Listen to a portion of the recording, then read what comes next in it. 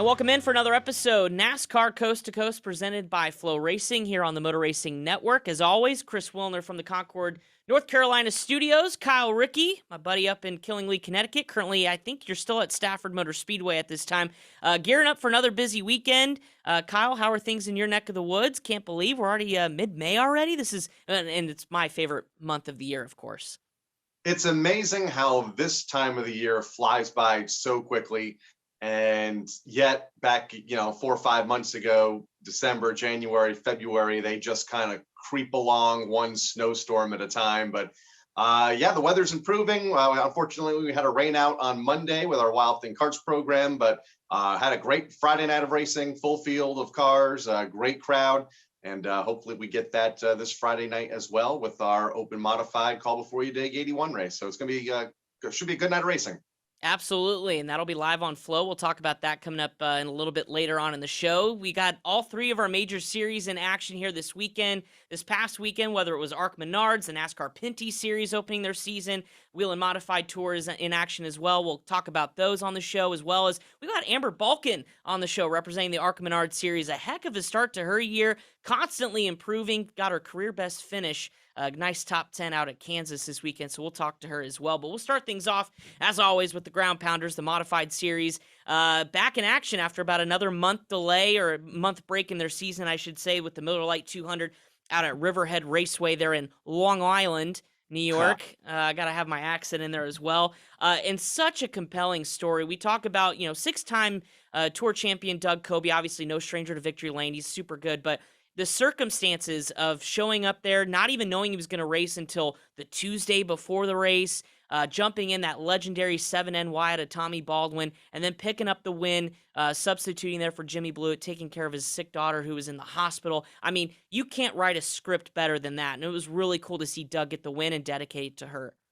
And thankfully, Jimmy's daughter, Kayla, is out of the hospital, on the road to recovery, appears to be doing well from some of the photos and updates that I've seen. But what a combination. Tommy Baldwin Jr., a legendary car owner in all levels of NASCAR. Doug Coby, you mentioned, the six-time champion and has had so much success in that series over the years. Wasn't planning on running that event and is only going to run a handful of races this season with his own personal team, running a part-time schedule this year in tour competition.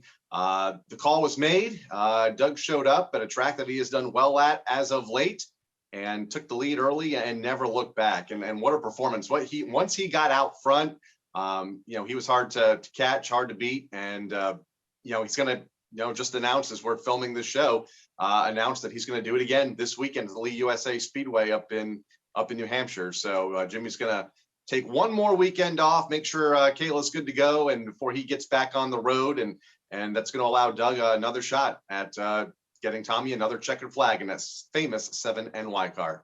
See, it's sometimes, being a part-time driver kind of has its perks a little bit. You're a little bit more available for situations. Now, granted, you don't ever want to be a substitute driver in this kind of situation, but to the fact that he is available and to have a guy of his stature and like we mentioned, six-time Tour champion, to be waiting in the wings on the bench and to get the call, I mean, that's pretty good. And obviously for Doug, it's more seat time. He's not running his own equipment, but he's still out there able to compete and win. And really cool for him. And you mentioned Riverhead. I think he's won 3 of the last 4 times he's been there. So, and this was his first start of the season. So he's about to go make his second straight start here coming up this Sunday. And really cool for Doug, and couldn't be happier for the whole Tommy Baldwin organization. He was just on a couple podcasts here earlier this week talking about how big that race is for him and, his native Long Island area. So really cool to see him win. But Justin Bonsignor, I mean, my goodness, if he's not winning, he's finishing at the tail. And certainly he did that again after New Smyrna. He won Richmond, and now he had motor troubles again, finished 25th, Kyle. This is very uncharacteristic of him. Very. And usually you can get away with one mulligan in the length of a NASCAR Wheel and Modified Tour season, which is about 14 races. Hard to recover from 2 finishes outside of the top 20. And that's what we've had from Justin. He finished dead last at New Smyrna Speedway after early issues in that race, and where there was a healthy car count. I think he was 27th or 28th, maybe deeper than that. Turn around, win Richmond, come back a month later, think the positive momentum is on your side. You're climbing up through the standings. You're up to 8th. And then boom, literally another engine issue early in the race the other night at Riverhead. And he finishes 25th and right back down clean to the top 10 in the standings again. And you're losing more and more ground to those guys that are consistently running up front, like, the Eric Goodales and the Ron Silks and the Tommy Catalanos of the world. I mean, at this point, if you get more than 30, 35 points out, it's going to be tough to come back from. But if anybody can do it right now, it's him. Moving on to the NASCAR Pinty Series, Kyle, a series that's grown near and dear to both of us following the grassroots level, but really has picked up a lot of traction here on the state side as Pinty's, we announced, earlier this year, picking up that 5-year deal to be the premier NASCAR sponsor and really supporter of NASCAR in Canada. A lot of momentum going into this year, a great race, and it certainly went all the way down to the wire at sunset in a dramatic finish with a first-time winner. Yeah, Trayton Lapcevich picking up the race win in his second full-time season in that series. Of course, the Lapcevich name long associated with this series, with Caden Lapcevich doing so well years ago. Trayton now picking up right where Caden left off in victory lane. But what a wild finish to this 250-lap event. Mark Antoine Cameron and Raphael Lessard got together battling for the lead on a late race restart, 2 laps to go. Both cars went up the racetrack, and it's like the waters opened up for Trayton Lapcevich, and he went underneath them both, picked up the race win. Whether it was CASCAR years ago or the NASCAR Pinty Series now, I have always loved this series. They race hard every lap like it's the last lap. Great field, 20 cars. Taking the green flag at Sunset Speedway back over the weekend, live on Flow Racing, which is another plus for the 2021 season that we can, or 2022 season, that we can watch the races live here in the States. Great personalities, and I'm sure we'll get to know Trayton Lapcevich here over the 2022 season. Yeah, you could see the relief on his face, too, in victory lane's been so close last year. I think a couple runner-up finishes. Rookie of the year said, I need to get a win on my bucket, on my checklist. Finally got it done here, and what a way to do it in the opening race of the season. So he'll obviously take the points lead into round number 2. But what a great race. You mentioned Marc-Antoine Cameron. Dominant car. Tires fell off. Raphael Lessard, he's no stranger to NASCAR on the United States side of things. Ran a few Truck Series races. And then obviously he's back now in the Pinty Series. So I think that'll be kind of your early look at maybe a 3-4 car horse race in the Pinty Series here to start the year. Don't count out LP Dumoulin. I know he had some issues last car on the lead lap, but he is the reigning champion of the series, multi-time champion of the NASCAR Pinty Series. So keep an eye on LP, kind of like Justin Bonsignor in the modifieds. Had some early issues, and I wouldn't count him out of the championship battle either. Obviously, still early, a shorter season, although longer than what we have seen the last 2 years because of the COVID restrictions that have been loosened up in Canada. So they're allowed to have a full schedule, but still relatively short. But keep an eye on LP Dumoulin to challenge for race wins and for yet another championship north of the border. And I know they don't have a hard charger award per se, but Brandon Watson spun on lap 53 to the tail, marched his way all the way back up to 3rd. So a tip of the cap to Brandon. Certainly passed probably the most cars all night, still gets a podium finish, so nice job. They're back at CTMP, Canadian Tire Motorsports Park, coming up on Sunday. eBay Motors 200, we'll have more on that coming up a little bit later in the show, but another really cool racetrack, first road course of the year, should be exciting. And then we got the ARCA Menard Series. The ladies and gentlemen of the National Series, boy, they buckled up at Kansas, where it's just absolute wide open, 2-3 wide. We had drama in that series as well. Coming up, what Nick Sanchez, I think, is really starting to make a name for himself. Picked up his 2nd win of the year, courtesy of, some contact at the front of the field, Kyle. Every race had that moment this week. The modifieds with Doug, and then the Pinty Series that we just talked about. This race, Drew Dollar, Corey Heim racing for the lead on a restart midway through the event. I think there were about 42 laps to go or so. No doubt the 2 dominant cars the entire race came together. In turn 4, both spun, got into the outside wall, a bunch of damage. Both weren't able to continue on. And a little bit of controversy there. If you saw the Billy Venturini interview online, got some people's attention.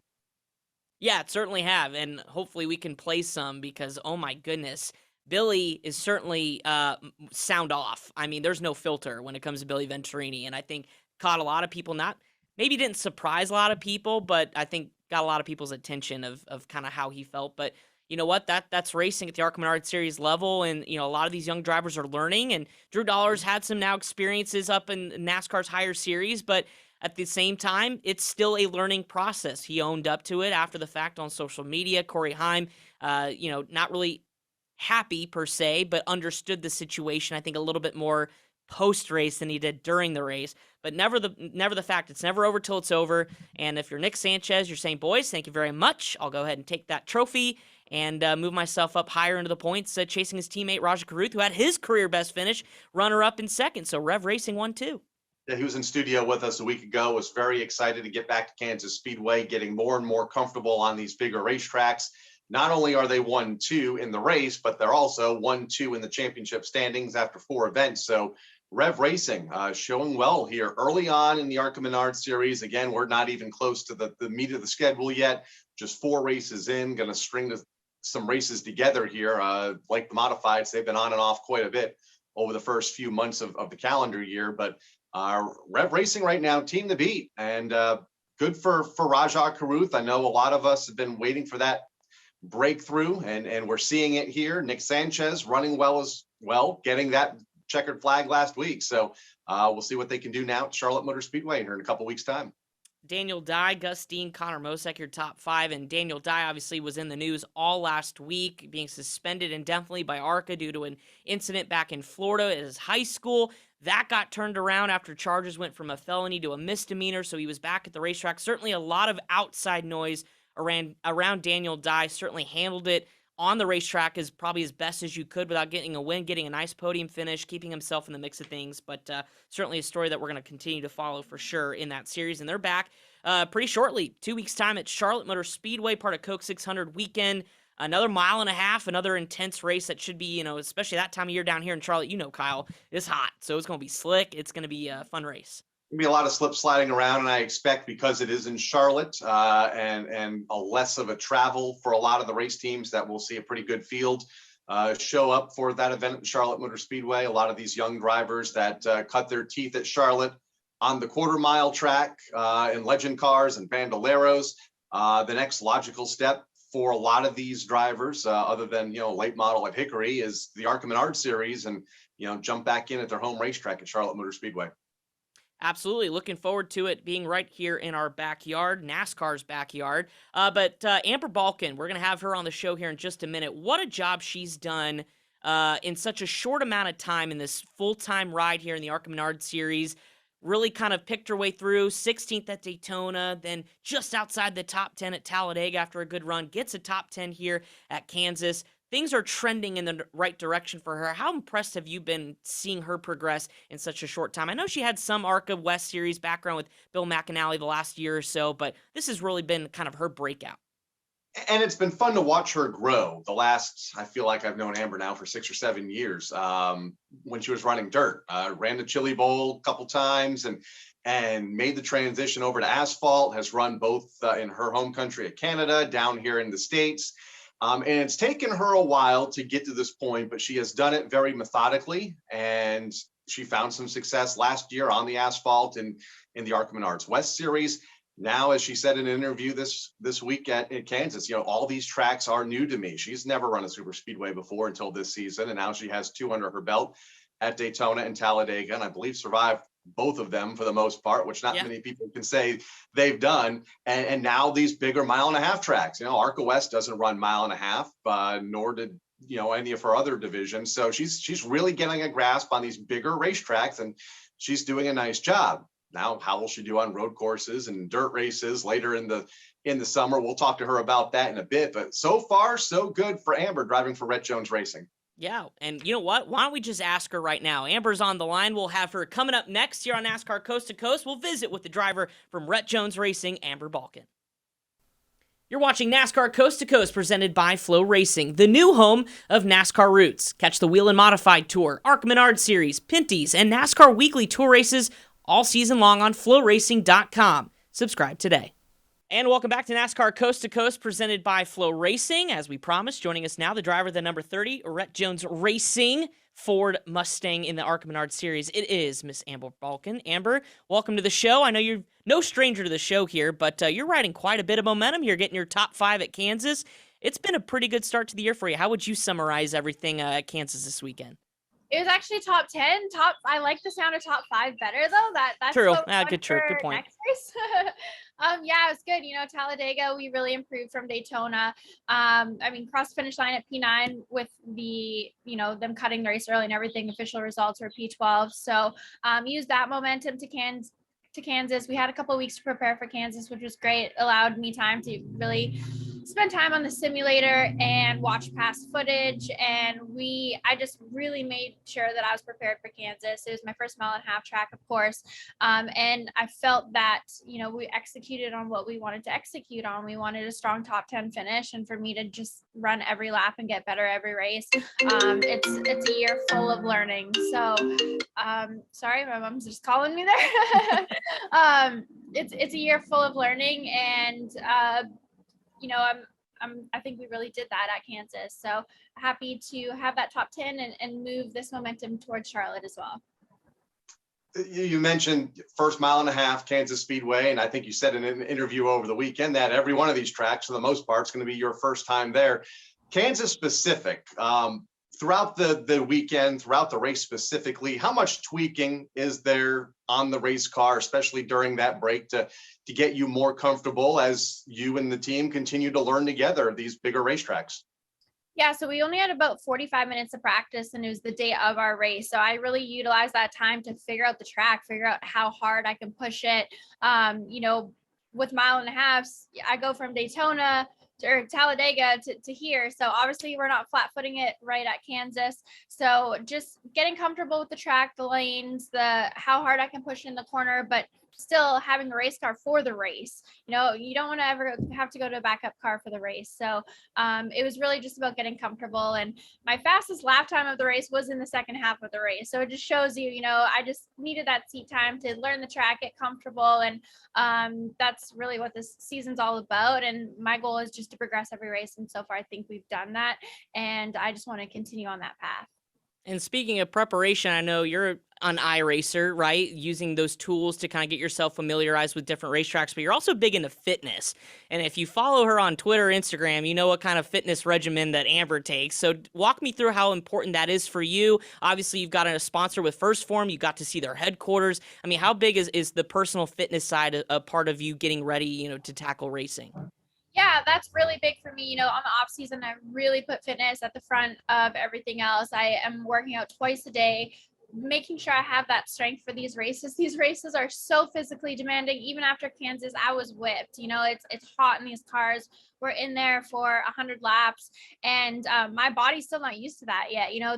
What I did last year with McAnally's Drivers Academy, the races were really short, so my body's still getting acclimated to these longer, hot races. And a big part of that is, making sure I'm doing everything I can off the track to prepare for that.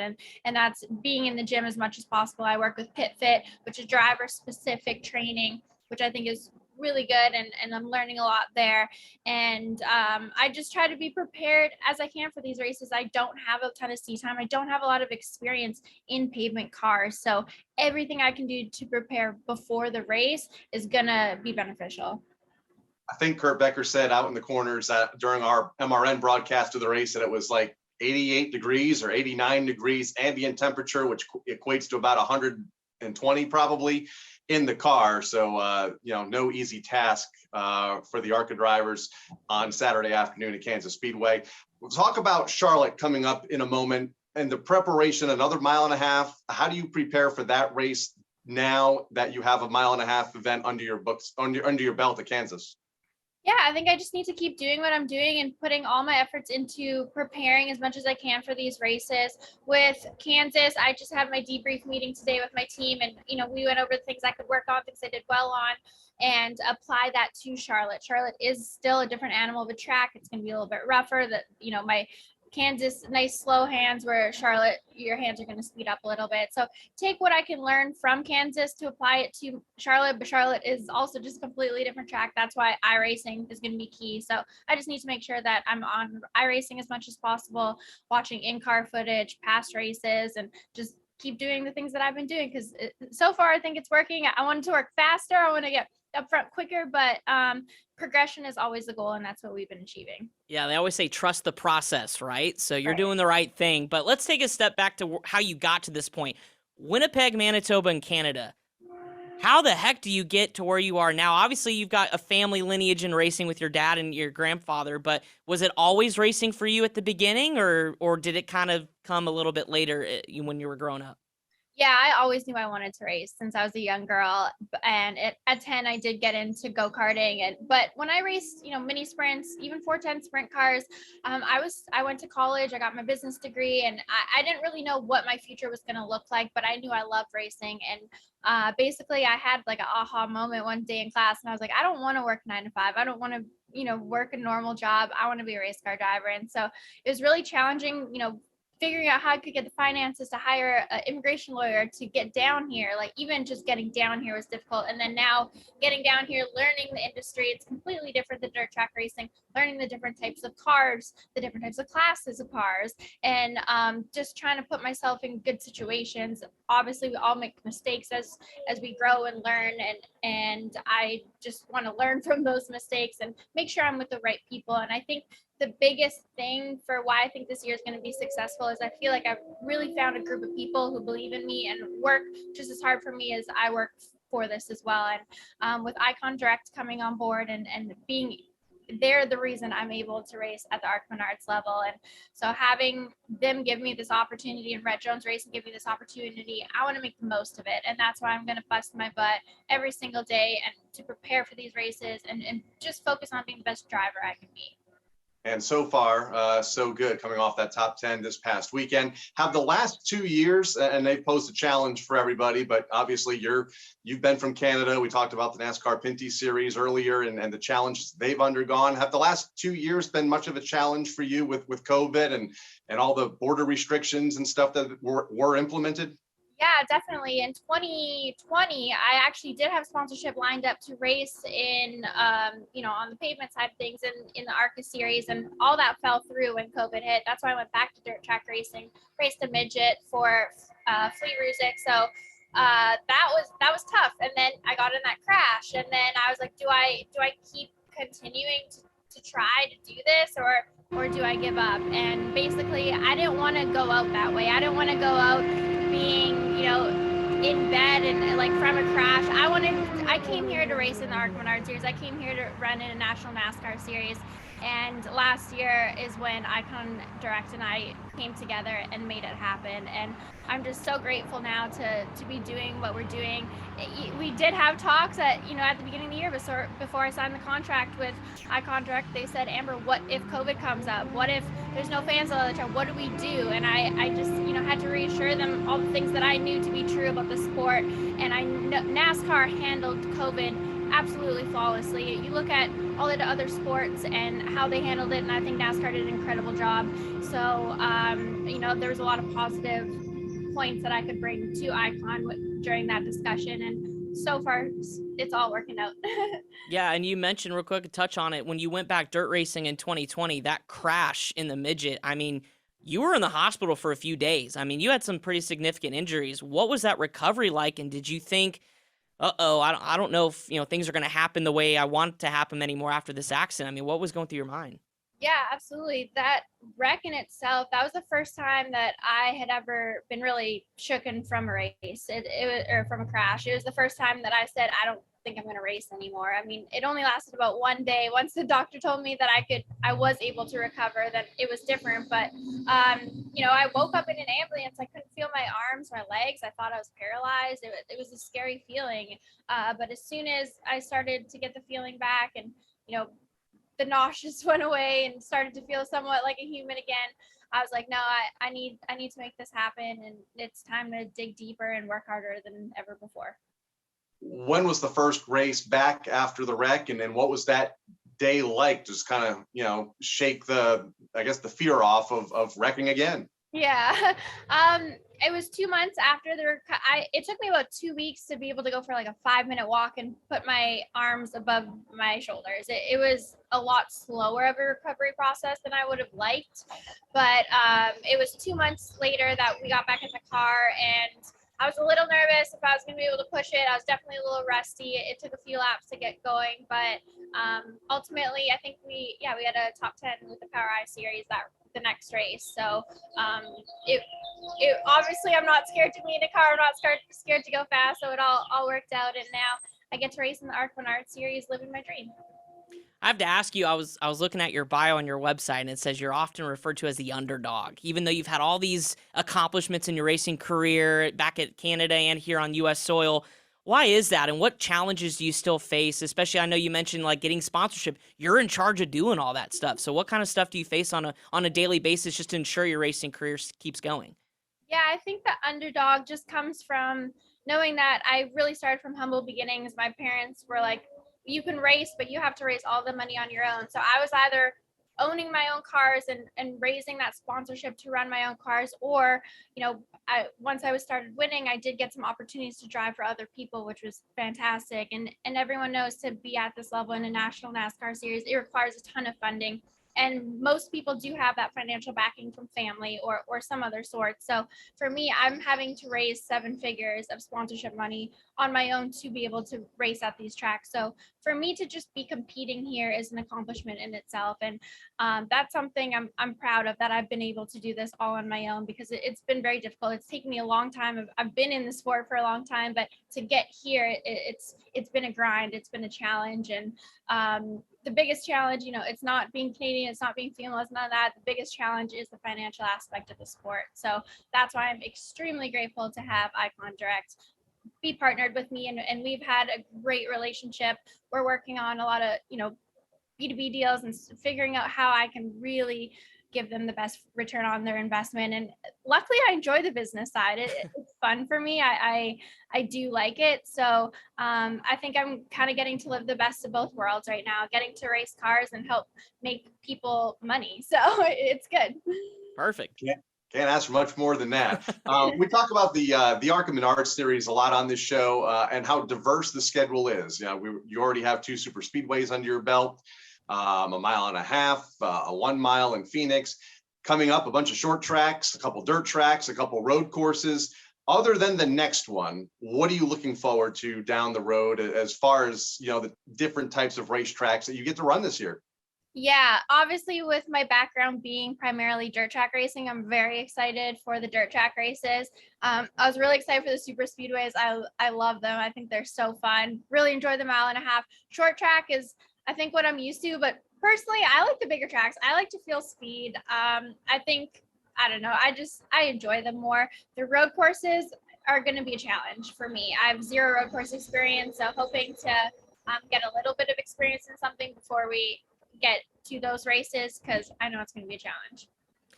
And my final question for you is again, I like to dig deeper into the kind of race car drivers, but you get to share this experience now as a newlywed, right? You just recently got married to Jordan. Still plays Canadian football, I think, maybe? Yes? Yeah. So what's it like as a newlywed now sharing this, and you got Huggy Bear too keeping by your side? He's right there clawing at the thing to come outside. But it's fantastic. It's great to have Jordan as my husband, who is also an athlete, so understands the mindset and what it takes to be successful in our sports. It's difficult because we do have to sacrifice a lot out of our relationship to play our sports. He's in Canada right now at training camp.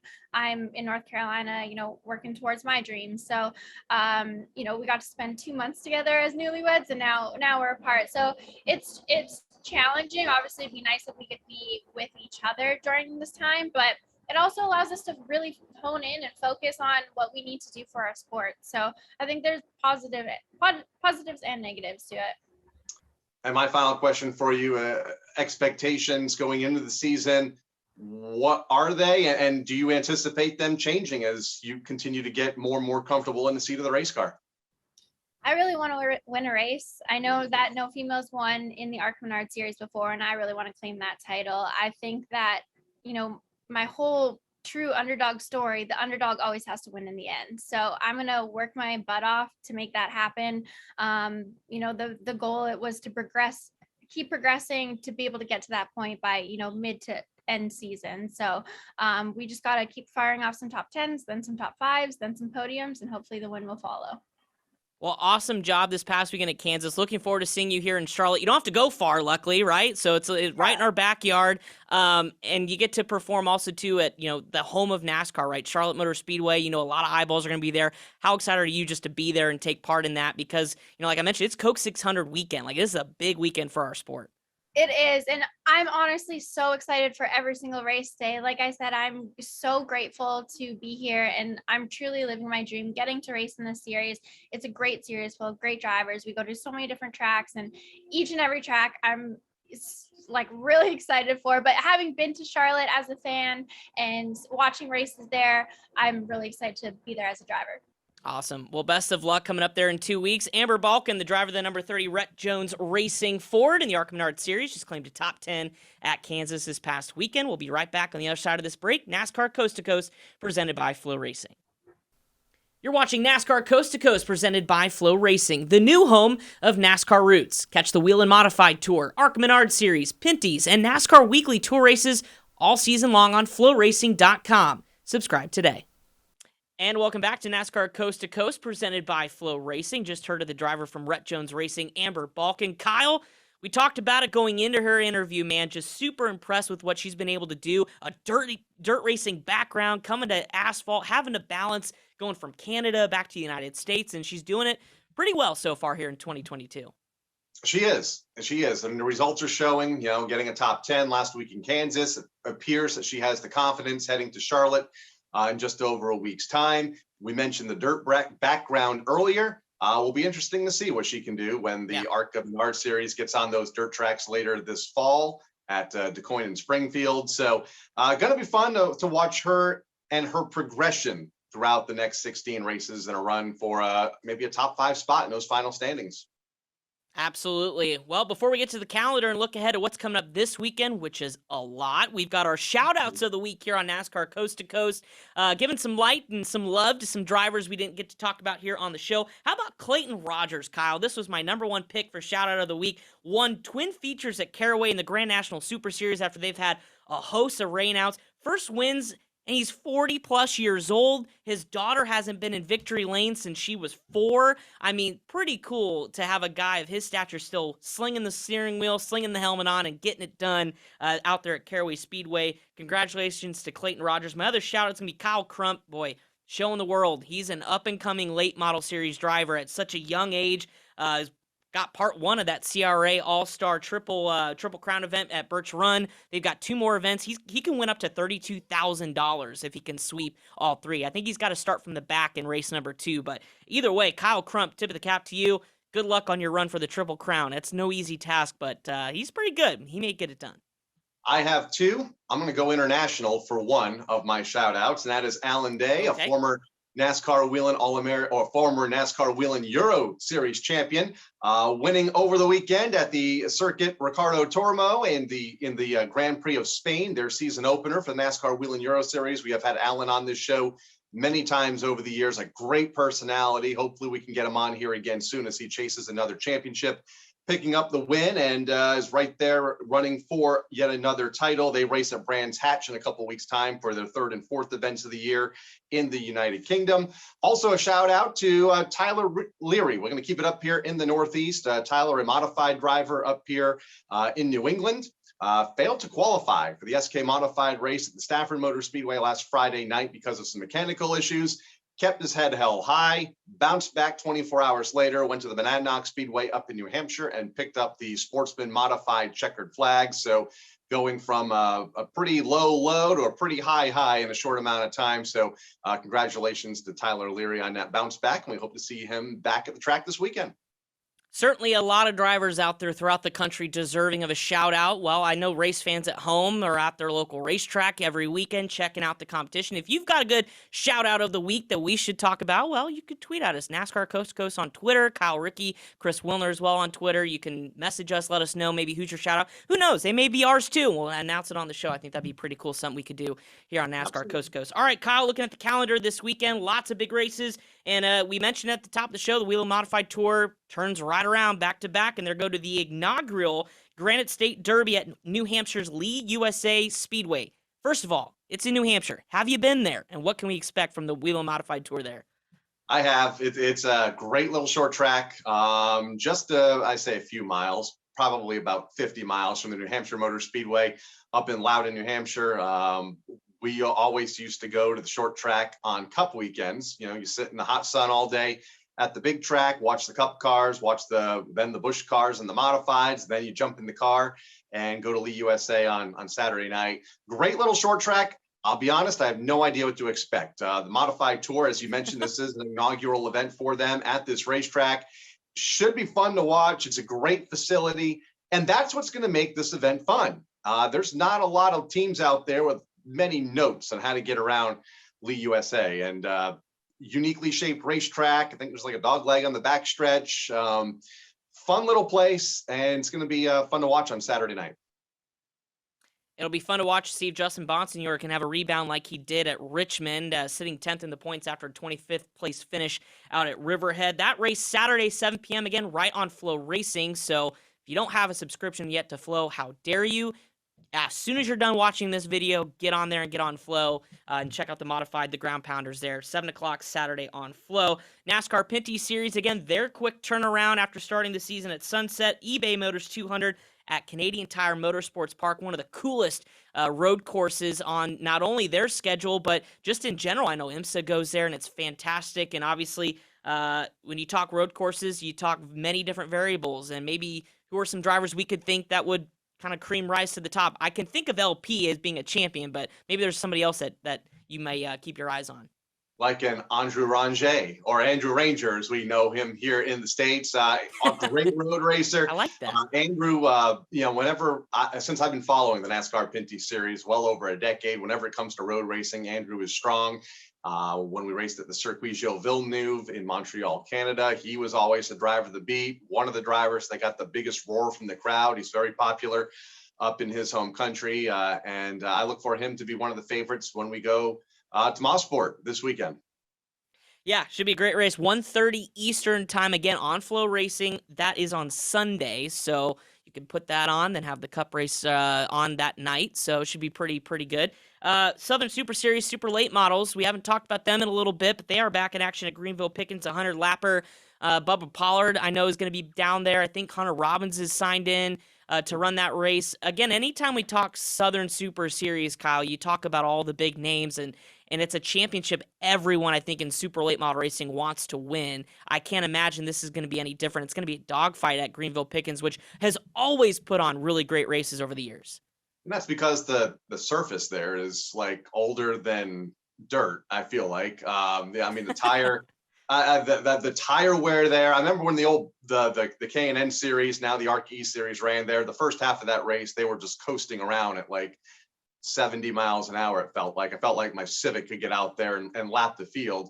But yeah, those races are fun to watch. And I feel like you mentioned Hunter Robbins. I feel like he's having a career year, and no doubt will be one of the favorites.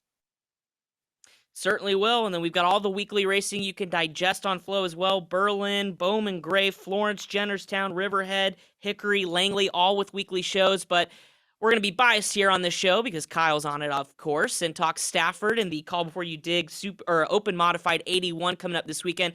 Kyle, they're not the only ones running. Obviously, we got a full slate. SK Modifieds, late models are there. This race is quickly growing pretty popular too. So what can we expect out there at Stafford this weekend for those watching on Flow? And do you remember, anybody not, who won it a year ago? Ooh, hold on. Not Chris Wilner or Kyle Rickey? No. Mike Christopher Jr. driving for Tommy Baldwin Racing. That's right. Oh So my 7NY goodness. went to victory lane in this race a year ago. Pretty special moment to have, the Christopher name, which is, so legendary at Stafford Motor Speedway. The late, great Ted Christopher, the all-time win leader at Stafford. Mike Jr., son of course to Mike Sr., who was the late Teddy's brother. So to have them teamed up with Tom Baldwin was an amazing run, and it was pretty special to celebrate with them in victory lane. They'll be back this Friday night along with a host. I think there are like 32 teams entered, ready to go to try to make that event here on Friday.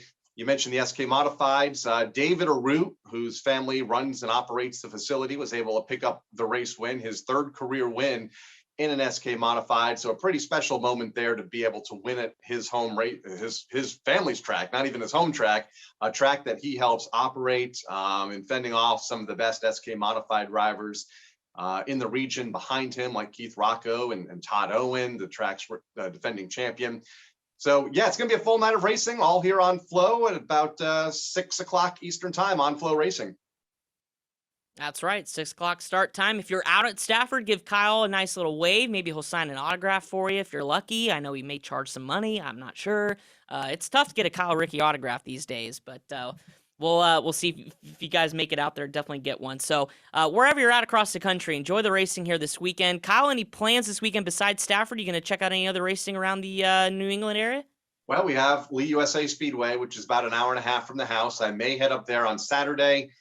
If not, 30 minutes away is the New London Waterford Speed Bowl for their blast-off event with the SK Modifieds as well. So may go down there.